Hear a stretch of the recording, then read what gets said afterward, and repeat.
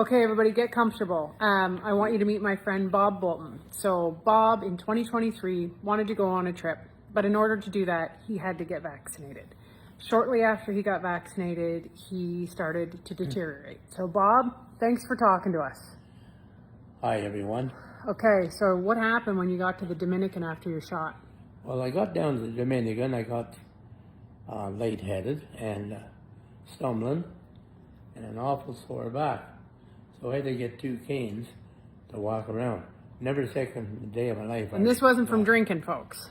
No, it wasn't. No, I'm sure. kidding, but you know what I mean, right? I had to drink after to kill the pain. Yeah. Anyway, come back from there. Couldn't get my breath either, hardly. Come back from there and took treatments. I went to, had an x-ray, and they said I had spinal stenosis at that time. So I went to chiropractors all that summer. It cost me thousands of dollars out of my pocket. So finally, the next year, which is 2024 I'm to now, I got into the Kingston Hospital down there. They kept me there for 17 days. I had 4 MRIs, 2 CAT scans, and let me see here, a nerve test. Almost 70 vials of blood took out of me, and they shipped them all over the world to find out. And finally, in November of 24, that'd be then, I guess. Yes. They come up with I had motor neuron disease. But the doctor did let it slip that it was caused from a injection. But their hands are tied because of not being able to say this because of the government. So when you say an injection, your mind automatically goes to the COVID vaccine, but you're saying, like, could it have been any other injection that you had? I never had any other injection besides that. That's how I know. And not at all. So.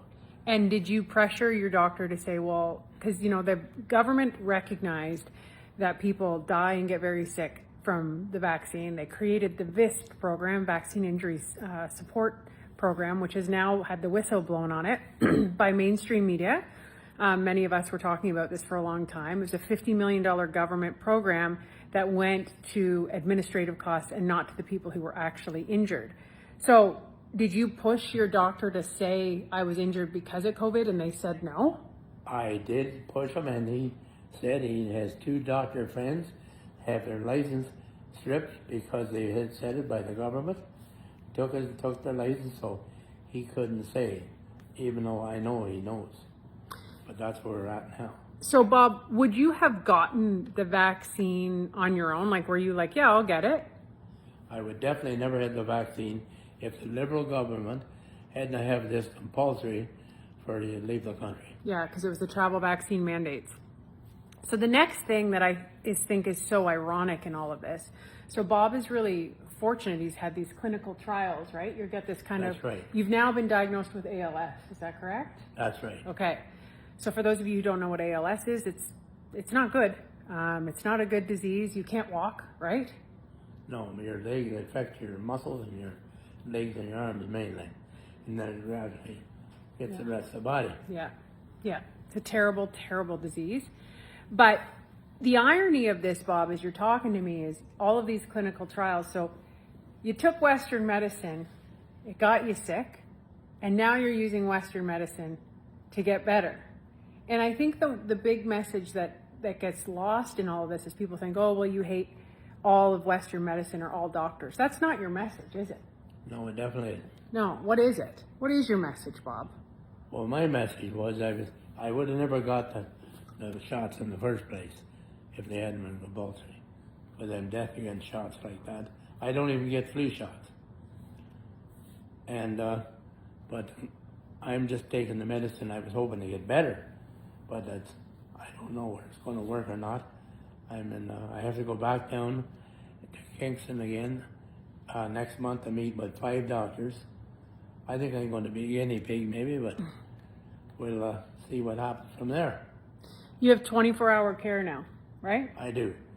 It's a costly outfit, let me tell you. Yeah. And you, for those who don't know Bob, if you don't know, like this guy, Hunter, like just so active, right, Yeah.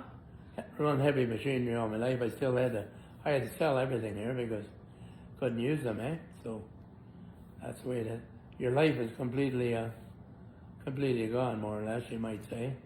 It is, and your family, right? Your wife, a lot of these people, and I think the message I have for me and what I've witnessed, Bob, is getting validation and saying, you know what, we screwed up. We shouldn't have done this. We didn't realize this, or acknowledging what they did.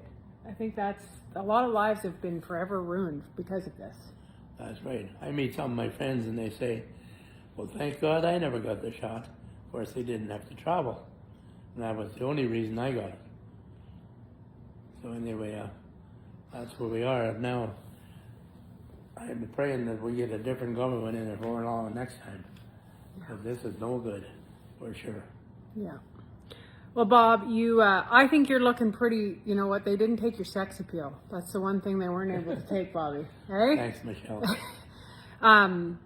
This is a harsh truth that we actually have to have this conversation, and I think the only path forward of healing and is acknowledging and recognizing what happened. And I hope, Bob, that you're able to push to get compensation through the Vaccine Injury Support Program, and that your doctors feel safe to share the truth. I hope so too, for Yeah, sure. I do. And Yeah. we're thinking of you and your family. And is anything else you wanna tell people? All I got to say is never get them shots for anybody that hasn't already. Because I know it don't affect everybody. I never thought it would me because I was definitely healthy.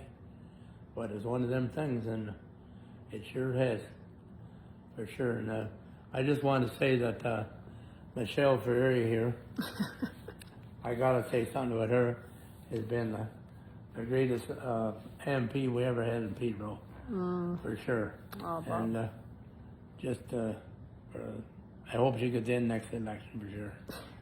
Well, I certainly, I don't have much to say about that. But what I do have to say is, Bob, you're a tower of strength. We're thinking of you. And you know what? I think Bob hit the nail on the head, and I think it's an important message.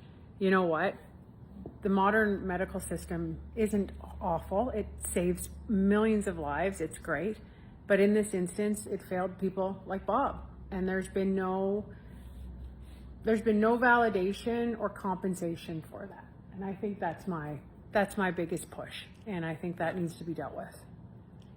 All right, go do it. What are you going to do now? You going to have a nap? Oh, I'm going to stay up. I'm going to stay up, Michelle, as long as you're here. Oh, well, I'm leaving. I want to have a nap, Bob. No, And- thanks, buddy. Thanks very much for everything, Michelle. Yeah, thank you.